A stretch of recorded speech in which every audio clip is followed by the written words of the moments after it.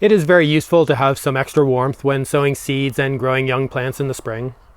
And this is really important with the long season heat-loving plants such as tomatoes, especially with the cooler growing season that we have here in Ireland. I have found that it is beneficial to give the tomato plants an early start to the growing season and to get them to grow reasonably big before transplanting them into the unheated polytunnels, so that we can get an earlier and larger crop. But this generally requires an extra growing space to provide this additional warmth and light. And over the years, I've used several different methods to provide this better growing conditions for tomatoes and all of the other warm season plants. This season I built a compost heated hotbed for a large batch of tomatoes to grow in while there was still a risk of frost in the spring. But this attempt failed and almost killed all of the plants, but not for the reason that I would have initially thought. Like many people when starting out, I used to grow these plants on a sunny windowsill. But even with an extra lamp, these young plants often became long and leggy, which made them more difficult to manage. And as I started to grow more and more plants, even this option wasn't enough. I built a mini greenhouse in our back garden out of scraps of polytunnel plastic, which provided a much larger space that got a lot more natural sunlight. And with a soil warming cable buried in the sand base, I was able to raise the temperature enough to enable the plants to grow quickly. But this was at the expense of a lot of electricity, and with the availability of highly efficient LED lights, I also built a germination light stand in the house, providing sufficient light to the already warm space. This combination has worked really well for the most part, and has allowed me to grow an increasing number of plants. But the electricity use of the lights and the soil warming cable definitely added up. Earlier this year, I needed additional heated growing space for a big batch of 150 tomato plants that I was going to transplant into the new large polytunnel. The plants were getting too big for the mini greenhouse with the soil warming cable, and I had lots of other plants coming on that needed that space. But I felt that the weather was still too cold to transplant them into the growing beds of the polytunnel. So I decided to use a much older method of using the heat of a compost pile to create a temporary hotbed in the polytunnel. The plan was to use this temporary structure to provide enough warmth, light, and space for the plants to be able to grow for another few weeks, and to protect them from the overnight freezing conditions that were forecast. The heat from the decomposition process in a compost pile can be very useful if managed well and appropriate materials are used. Apparently, decomposing horse manure was often used to provide heated growing conditions before the convenience of electricity and when abundant amounts of horse manure was widely available. I know a few people who have filled a simple bin with fresh horse manure and other materials and then set the plants directly on top so that the rising heat from the decomposing material would provide gentle warmth for the plants above. I don't have easy access to fresh horse manure, and most growers don't, and I wanted to try this method with the abundant materials that I do have access to, especially grasses. Last summer, I had built a temporary shower for an off-grid camping area with the water heated by a container filled with decomposing grasses, and it worked quite well. And I thought I'd be able to use a similar process to keep the tomato plants in good conditions for a few weeks. I built a base out of cut-off pallets in the corner of the new polytunnel on top of the ground cover fabric that was keeping the weeds suppressed. This produced a bin 3.6 meters long, 1.2 meters wide, and about 40 to 50 centimeters deep, which would hold almost 2 cubic meters of material, which I figured was enough to build up substantial heat, but I also didn't want it to get too hot. I filled the bin with grass clippings from the first cut of the season of a large lawn area, mixed with straw and other materials, and watered everything really well. I placed a few cross pieces of wood to support a wire mesh for the trays of potted plants to be placed on, and screwed pipe hoops to the sides to be able to cover everything with horticultural fleece to keep in some of the warmth at night. The next day, the material started to heat up, though it wasn't too hot, which was fine as I only wanted a little bit of bottom heat, and I spread the 150 large tomato plants out on trays above the compost. The plants were in decent shape, though a bit tall from the constrained conditions of the growing space heated by the soil warming cable, and needed to be planted reasonably soon. I was hoping to have a balance of enough warmth overnight to keep the plants from freezing, but not so much warmth that the plants would grow too quickly. Shortly after I moved the tomatoes into their new space, we had a few nights where the temperature dropped below freezing for most of the night. These hard frosts can be quite a bit more damaging than the light grass frosts that we get more frequently, and they can even damage the tender plants inside the polytunnels. I put 2 layers of light gauge horticultural fleece over the hoops, and with the temperature of the compost above 30 degrees Celsius, I figured this was more than enough protection, especially as it was inside the polytunnel. The next day, most things seemed fine, but I noticed a few leaves on several plants were not looking good. It didn't look like frost damage, but I wasn't sure what else it could be, and with even colder temperatures forecast for the next night, I covered the plants and compost with a few more layers just in case. I also set up a temperature logger to check the effect of this covering over the moderately warm compost pile, with 1 sensor outside, 1 in the polytunnel, 1 in amongst the tomato leaves, and 1 buried in the decomposing material underneath. The next night, the temperature went well below freezing for most of the night, with very little difference between the temperatures inside and outside the polytunnel. But the leaves of the tomato plants over the compost under the additional fleece protection remained well above freezing overnight, and during the day the temperatures were not high enough to cause these heat-loving plants any stress.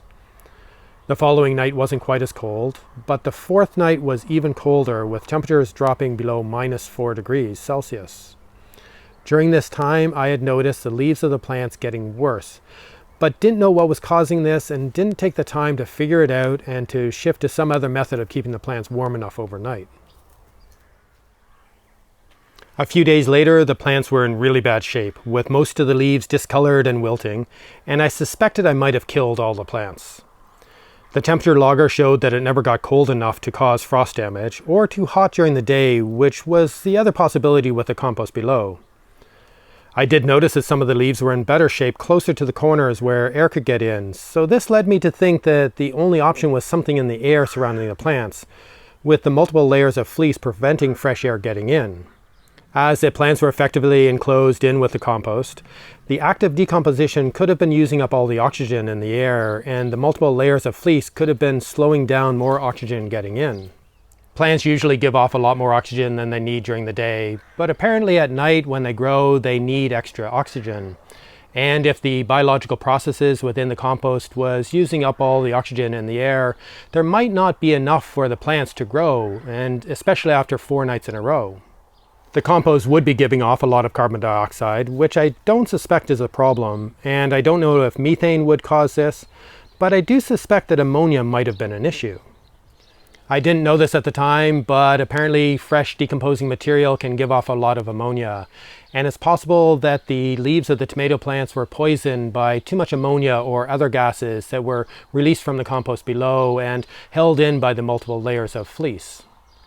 Whether it was not enough oxygen or too much ammonia or some combination of the two, it seems likely that the lack of ventilation over the compost was the issue, and I had basically smothered the plants trying to protect them from the frost. Thankfully, there were still some immature green leaves left on the plants, which continued to grow over the following few days as the older, smothered leaves died back. I decided to delay transplanting for another bit to give the stressed plants a chance to recover, but unfortunately the following week another 2 nights of hard frost were forecast, and I needed to protect the plants again. I decided to rely on the thermal mass of the soil under the covering of fleece to protect the plants, which is a method that I've found to be effective in the past, especially when I included containers of water to provide even more thermal mass. During previous cold nights, I had used a thermal camera to try to better understand what was going on in the polytunnel, and noticed that the large grow bags of potato plants which were in the same polytunnel were quite warm.